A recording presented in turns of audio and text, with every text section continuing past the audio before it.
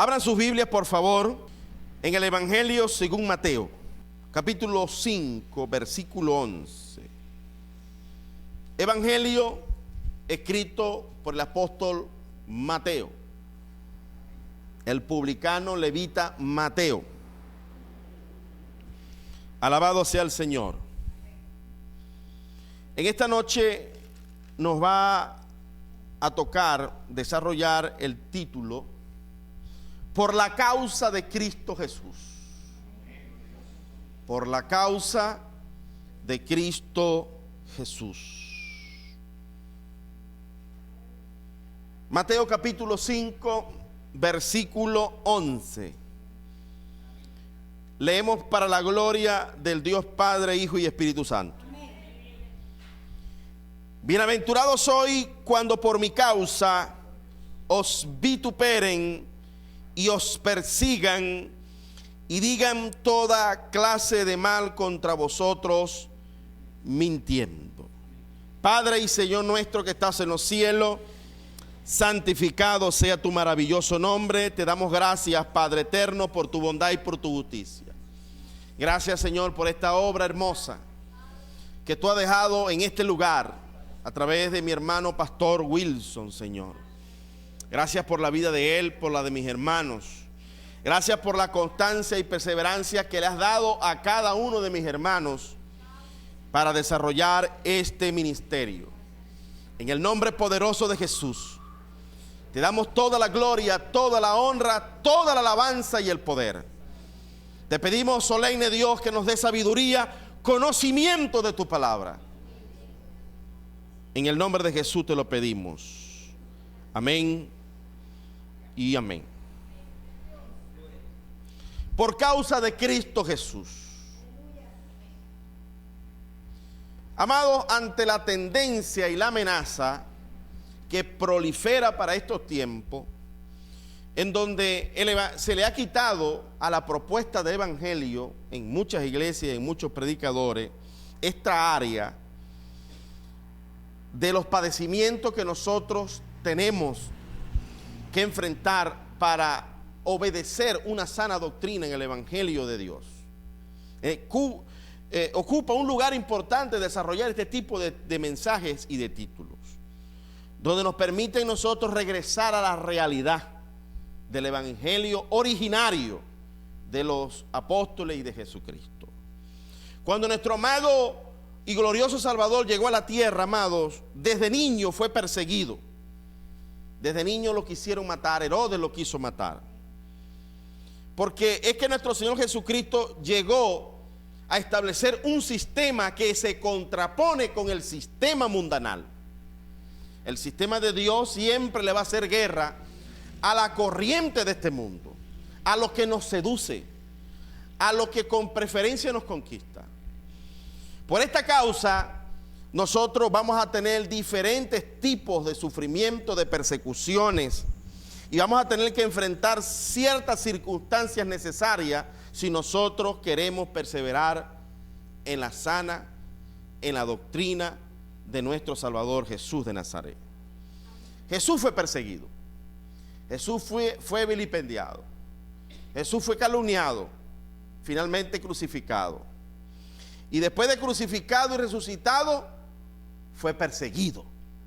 Porque el mismo apóstol Pablo, cuando era Saulo de Tarso, persiguió al Señor Jesucristo cuando persiguió a la iglesia.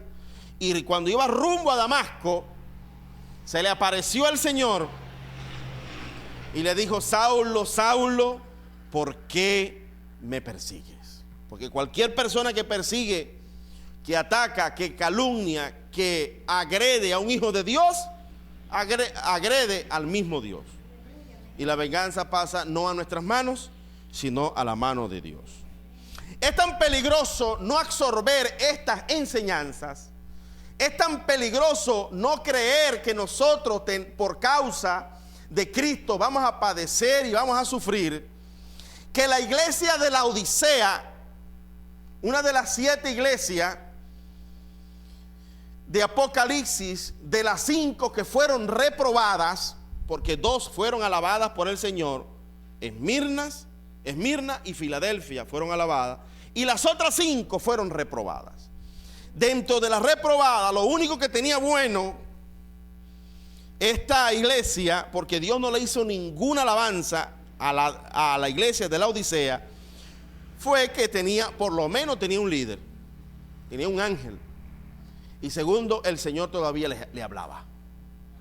Y el Señor todavía le dirigía mensajes proféticos para buscar su salud espiritual. Y una de las correcciones que Dios y la reorientación que Dios le hace a la Odisea es que compren oro refinado. Esta palabra denota algo muy importante y hay que llevarla a su contexto histórico. Para aquel entonces el oro era purificado con fuego. Hoy por hoy existen otros sistemas. ¿Cómo con fuego? Bueno, el oro o el metal primario que se saca de la tierra, que es parte del oro, viene con muchas impurezas. Viene con bronce, viene con cobre, viene con zinc, viene con plomo. Y para poderlo separar de las impurezas de los metales básicos a los metales nobles, que es oro y la plata, había que elevar la temperatura a 1000 grados centígrados. Cuando se eleve la temperatura a 1000 grados centígrados, ese metal se separa y los metales nobles pasan a un lado, que es el oro y la plata, y los metales básicos a otro. Cuando Dios le estaba diciendo a la Odisea que comprara oro, le estaba diciendo: mira, ustedes han creado una doctrina que va de la responsabilidad del padecimiento por causa de Jesucristo. Y por cuanto no sufren, no están puros. Por cuanto la temperatura de la aflicción no está en sus vidas, ustedes están mal. Y Dios allí, a través del Espíritu Santo, les dice: les exijo que compren oro refinado, porque si no, vendré. Y dice allí también: porque yo castigo y reprendo al que amo. Amén.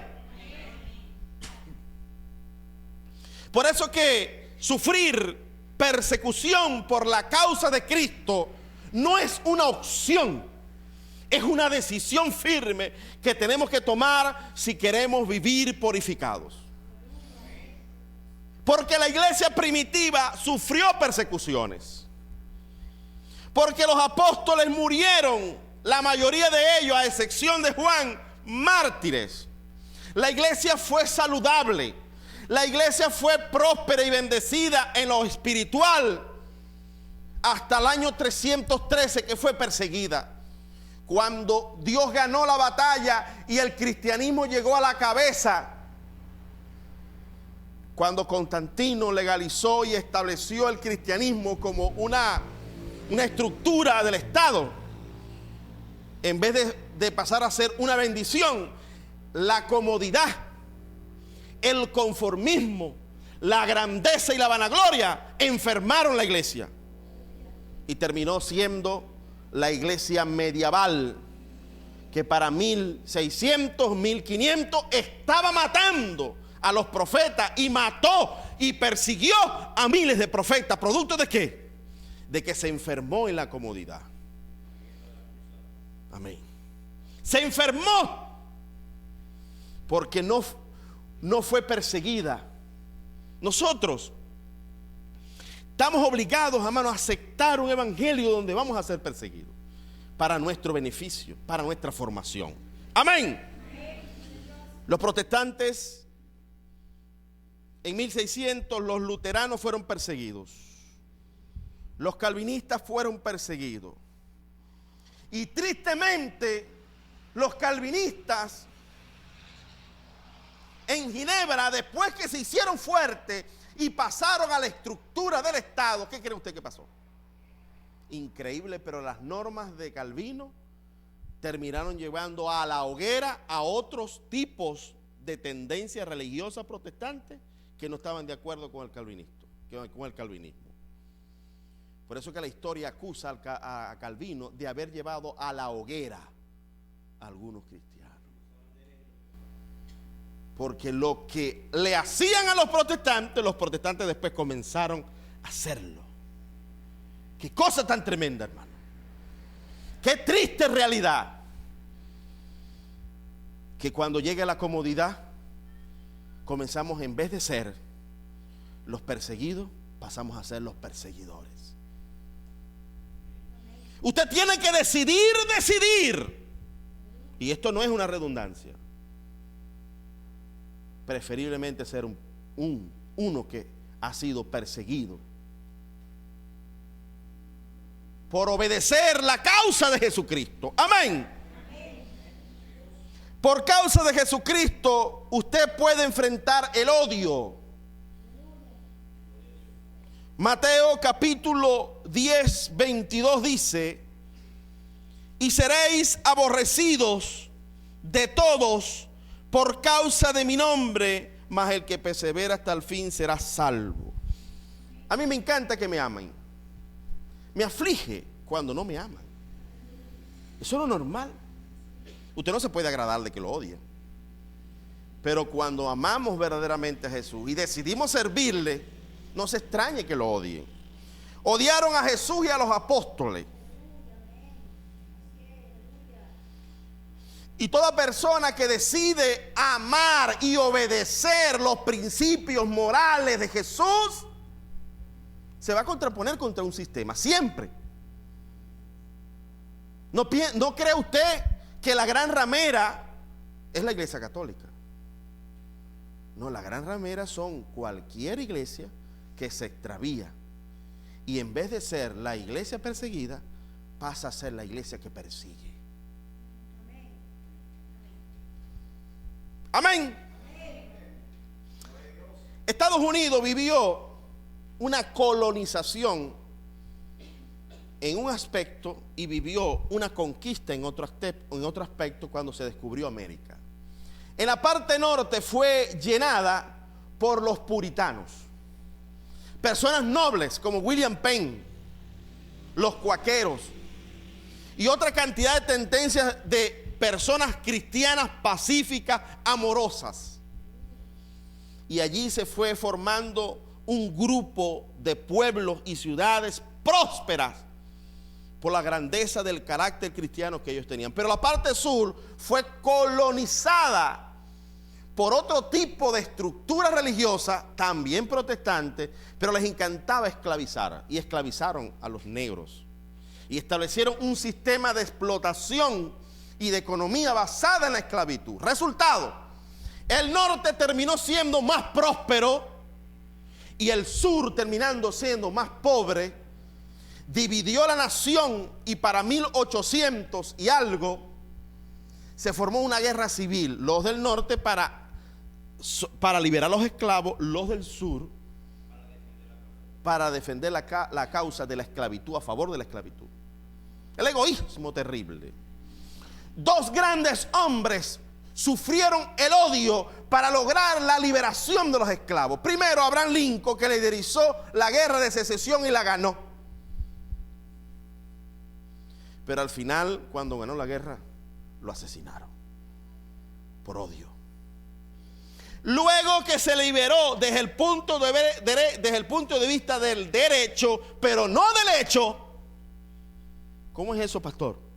Bueno, que se escribió que se liberaron los esclavos, pero los esclavistas comenzaron a crear nuevos sistemas para mantener a los negros de otra forma en esclavitud. Hasta que en 1960 llegó otro hombre resuelto con principios cristianos a establecer la liberación civil de los negros. Esto se llamó Martin Luther King. ¿Qué pasó con Martin Luther King? Estableció una reforma en Estados Unidos, pero recibió el odio. Lo asesinaron también. Eso es normal. Cuando usted quería permanecer en la asociación pacífica de Martin Luther King, usted tiene que firmar un compromiso. Y uno de los compromisos era meditar todos los días en las enseñanzas de Jesucristo. Y otra era responder con amor, cariño y cortesía aún a los enemigos y a aquellos que nos aborrecen. No era fácil, nada fácil. Pero él murió como mártir porque decidió ser cristiano aun cuando lo odiaban.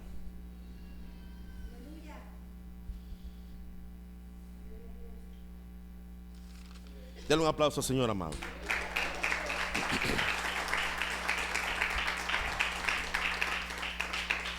Por causa de Cristo, usted tiene que saber que va a sufrir.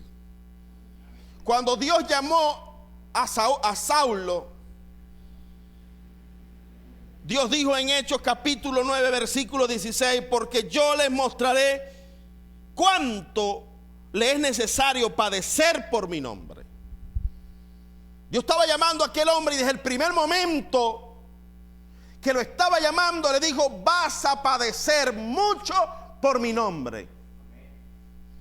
Pero ahora se predica un evangelio de fama, sudor y lágrimas. De fama. ¿Cuáles fueron los padecimientos de Pablo? Primero, incontables persecuciones, incontables padecimientos, naufragio, hambre. Y para colmo de remate, porque recibió demasiada sabiduría, demasiada revelación, y para Dios cuidarlo del altivez, le puso un aguijón. Unos dicen que era un demonio que lo atormentaba, otros dicen que era una enfermedad, y hay otras teorías.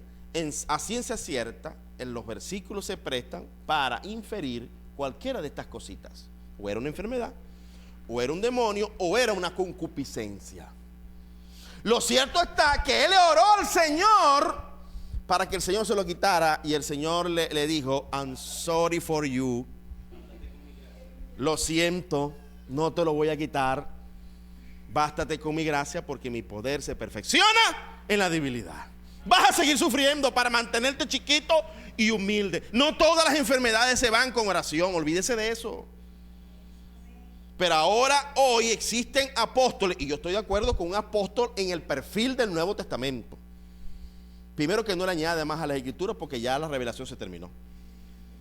Segundo, que sufra como los apóstoles sufrieron, que predique la palabra públicamente con sencillez de corazón como los apóstoles. Si estos que se proclaman apóstoles hacen ese perfil, bienvenidos sean. ¿Cuál es el problema? El asunto está que se está usando la apostolitis es para otra cosa, para la fama. Bueno, eso es un tema muy interesante y muy bueno, pero lo vamos a discutir en otro momento, porque si no me alargo como 2 horas. Pero es bueno discutir eso. Eso lo vamos a discutir en cualquier momento. Entonces, el aguijón de Pablo era el hombre que fundó más iglesias, más que todos los apóstoles. Escribió la mitad del Nuevo Testamento, y su oración, su confesión, su decretología no le funcionó. Porque cuando Dios decide, usted no lo hace cambiar. Amén. Y otra cosa tremendísima: el amigo íntimo de Pablo, el compañero fiel que hasta la final estaba con él, su hijo amado Timoteo, Pablo tuvo que darle un remedio casero para una enfermedad. Oye, el apóstol que resucitó muerto, el apóstol de los milagros, el apóstol de las iglesias en Europa, África y Asia, y no fundó en Oceanía porque ya estaban los caníbales y se lo comían, y América todavía para la época no se había encontrado, no existía para la mente de aquellas personas. Hermano, el amigo íntimo de Pablo, Timoteo, Pablo bebe un poquito de vino por tus ¿qué? Frecuentes enfermedades. Que las enfermedades entonces no se van con puro decreto. Cuando Dios decide pasarte por un padecimiento, hagas lo que hagas, no hay atajos. Cuando Dios decide pasarte por un proceso de sufrimiento para pulirte como el oro, no hay nada que lo cambie y lo detenga. Amén. Una de las cosas que hay que resolver con los predicadores de la prosperidad es confrontarlos con la teología de Job. Hay que confrontarlo. Hay una regla básica de la hermenéutica. Cuando Dios interpreta los textos, usted no tiene que interpretar nada. Cuando Dios no los interpreta, hay que asumir un riesgo lógico, hermenéutico, científico, inteligente, razonable e inspirado por el Espíritu Santo. Pero en el caso de Job, Dios le dio toda la interpretación de todo el libro. Primero, Dios definió a Job como un hombre recto, temeroso, apartado del mal y perfecto. Y cuando los amigos de Job lo criticaron, los tres amigos de Job lo criticaron y le añadieron supuesto pecado, ¿qué hizo Dios? Reprendió a los amigos de Job y le dijo: mira, Job, ora por tus amigos para que no les venga una enfermedad, porque no hablaron lo correcto. Porque cuando Dios habla bien de una persona, ningún cristiano puede hablar mal de esa persona. ¿Y cómo es que estos teólogos contemporáneos dicen que a Job le vino la prueba porque tuvo falta de fe? ¿Qué está pasando, Dios mío? Esos teólogos hay que enfrentarlos con la carta, con el libro de Job. No, amados. Dios a veces decide que tú pases por las pruebas de Job y eso no depende de dudar.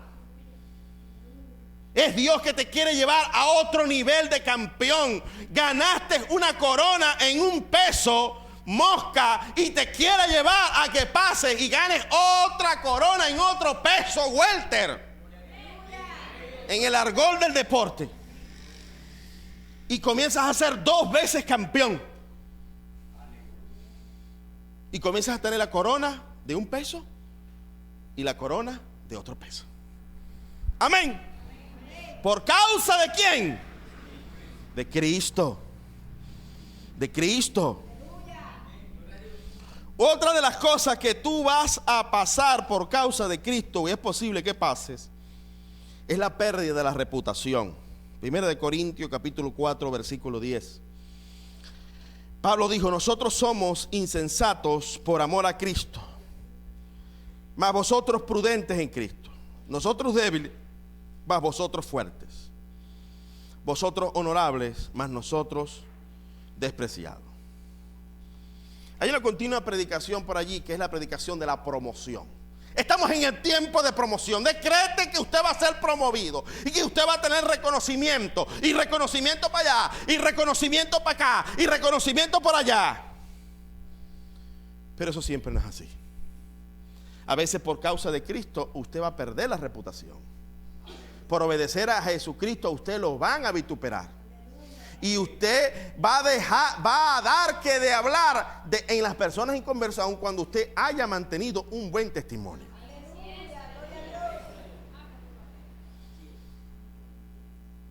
Porque haga lo que haga, como dijo Jesucristo. Vino Juan, no comía ni bebía, y decían: demonio tiene. Vino Jesucristo, que comía y bebía. Este es amigo de borrachos y comelones. Sí. En Estados Unidos, después de esta época de la esclavitud, los negros del sur entraron en una pobreza extrema. Algunos de ellos quedaron con pequeños lotes de tierra. Y como la siembra en aquel tiempo mayoritariamente era la de algodón, ellos por de generación en generación siguieron sembrando la misma cosecha, y la tierra se debilitó. Porque lo que usted le saca a la tierra hay que volvérselo a meter. Y cuando liberaron a los esclavos, un negrito, un niño, fue liberado en ese decreto y fue criado por una familia blanca y le dieron muy buena educación. Él se llamó George Washington Carver. Él estudió, y cuando fue a la universidad no lo dejaron estudiar porque era negro.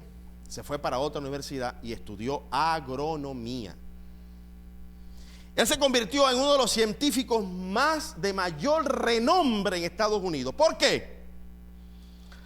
Porque él estudió la situación del algodón y descubrió que la tierra había perdido el nitrógeno y había que recuperarlo, sembrando otro tipo de cultivo. Y les dijo a los granjeros: mire, ya ustedes no pueden sembrar más algodón, se van a morir de hambre.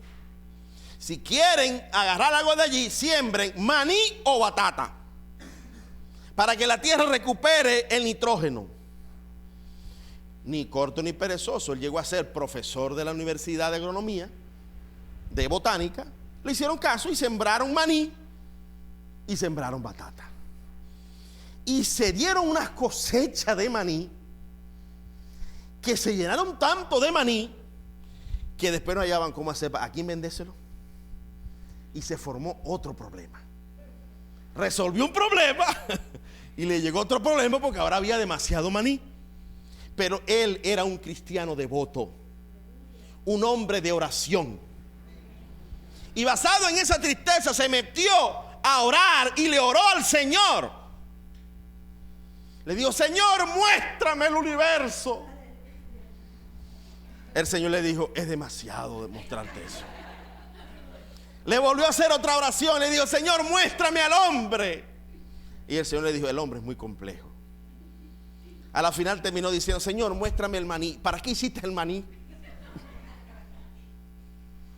Y en esa oración él dice que una voz lo llevó al laboratorio y comenzó a descubrir la cantidad de cosas que se podían hacer del maní. Consiguió 300 variables de cómo utilizar el maní y 100 y algo de utilizar la batata. Y impulsó un fenómeno agrario de impulso en Estados Unidos, donde con el maní se hacían cosméticos, antibióticos, eso se hizo de todo, pues. Aceite. Y recuperó, hermano, la economía de esos negros. Cuando le preguntaron a George Washington Carver que si iba a patentar eso, dijo: no quiso patentarlo. Llegó a ser tan famoso que Gandhi en la India pidió asesoría de él para mejorar los cultivos en la India. Rusia lo mandó a llamar para que le diera asesoría. Henry Ford y Thomas Edison lo quisieron contratar y él no quiso. Fue visitado por los Russell, Teodoro Russell y Frank Russell, padre e hijo. Llegó un reconocimiento mundial tremendo. ¿Cuál es el detalle y la moraleja de su testimonio? Cuando le preguntaron a él: Jorge, ¿quién te dio tanta sabiduría? Él dijo: esta sabiduría, y contó el testimonio de la oración que le hizo a Dios. El periódico más famoso de Nueva York, el New York Times, perdóneme el inglés, sacó: ¿cómo es posible que un gran científico diga que fue Dios en una oración que le dio tanto entendimiento? Y hicieron escarnio de él y se burlaron.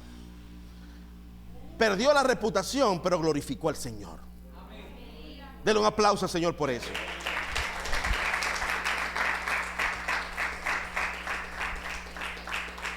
Cuando yo llegué al Señor, amado, yo tenía una empresa bien sólida que todavía está, y qué próspera. Me recibió 4 pasantes en este tiro. Pero escuche bien lo que le voy a decir. Cuando yo dejé la empresa, la gente me llamó loco. El hijo del corto, así llamaba a papá, se volvió loco. Dejó una empresa, después de ser rico, ahora anda con los evangélicos para arriba y para abajo, y está arruinado porque los evangélicos le quitaron los cobres. Eso es terrible, hermano. Y perdí la reputación. Yo a veces recuerdo con lágrimas en mis ojos que mi padre, que nunca me reprochó el hecho de que yo tomara esa decisión, me dio una educación para que yo fuese empresario, porque él me llevó para la escuela técnica, para que yo fuese un especialista. Él callaba y yo lo veía exhorto en los pensamientos. Y cuando los vecinos le decían: corto, ahora sí llegaste a donde tenías que llegar, después de viejo, ahora tenés que volver a mantener al hijo tuyo que quedó arruinado porque se metió evangélico. Las palabras más hermosas que mi padre haya soltado por su boca fueron: yo a nadie le pido para darle comida a mi hijo. Él es mi hijo y él sabe lo que hace. No conocía a Dios. No lo conocía. Pero más adelante Dios me bendijo. Y Dios me comenzó a abrir puertas por la alcaldía. Y Dios me llevó a la escuela técnica, donde me hice profesor allá. Unos muchachos compartieron conmigo, fundamos una empresa y Dios nos bendijo a través de muchos trabajos que Dios me dio a través de una empresa de avícola en Mara y a través de la alcaldía Jesús Enrique Lozada. Tuve la oportunidad de comprarme 2 carros nuevos. ¿Qué creen ustedes que dijeron? Me dijeron: bueno, esos carros nuevos se los sacó los evangélicos. Cualquiera es así, es pastor. Primero dijeron que yo me había metido loco porque me arruiné. Y después que tenía la platica, entonces dijeron que yo le había sacado los cobros evangélicos. Hermano, esto es terrible. Usted por causa de Cristo, usted va a perder la reputación, haga lo que haga. Esto es terrible. Y por último, usted puede perder la vida. Mateo 10:39 dice: el que haya la vida la perderá, y el que pierde su vida por causa de mí la hallará. Esteban perdió la vida y fue la siembra del primer mártir para que la iglesia se regara sobre el planeta Tierra. Gracias a la muerte de Esteban se regó. Nosotros también en Alianza Cristiana tenemos un mártir en el cielo. Se llama Alexis González, mártir de Alianza Cristiana, un joven extraordinario consagrado a Dios. Se venía a pie a predicar allí en Los Rosales y a veces eran las 12 de la noche, estaba esperando una cola, o se venía a pie hasta su casa, de aquí de la Concepción hasta el Pique, y tuvo años en eso, en la intención de predicar públicamente por las casas. Tristemente fue a predicar, tristemente para nosotros porque perdimos un gran hombre, alegre para él porque está en el cielo.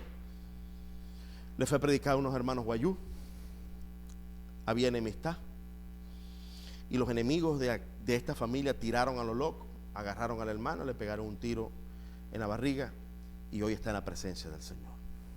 Hoy honramos la memoria de nuestro hermano Alexis, porque Isaías 61:2 dice que debemos de llevar el mensaje del evangelio y consolar a los enlutados. Él fue muerto porque él llevaba un mensaje de consolación a los enlutados. Amén.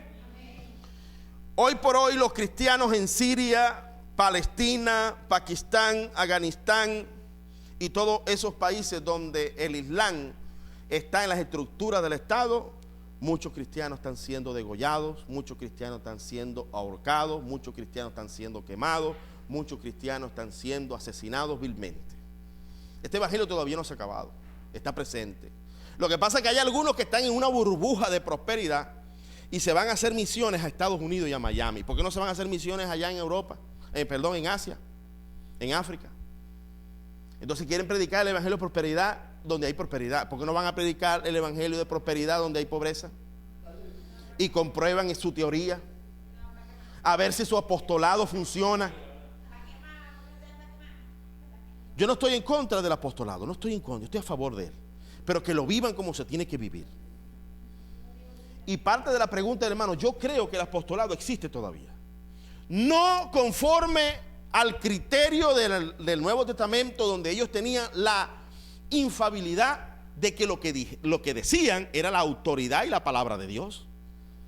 Ahora hay apóstoles a un menor nivel de inspiración y de revelación, pero sí sigue existiendo desde mi punto de vista el apóstol, pero no en esa apostolitis de fama, de vengan acá que yo tengo flores, siembren en mí, den la ofrenda, den el diezmo al apóstol porque Dios los va a bendecir más y más y más porque se la están dando a un apóstol. No, Salmo 41 dice: bienaventurado el que se acuerda del pobre. Ese es el pacto que hay que hacer con los pobres, ayudar a la gente necesitada.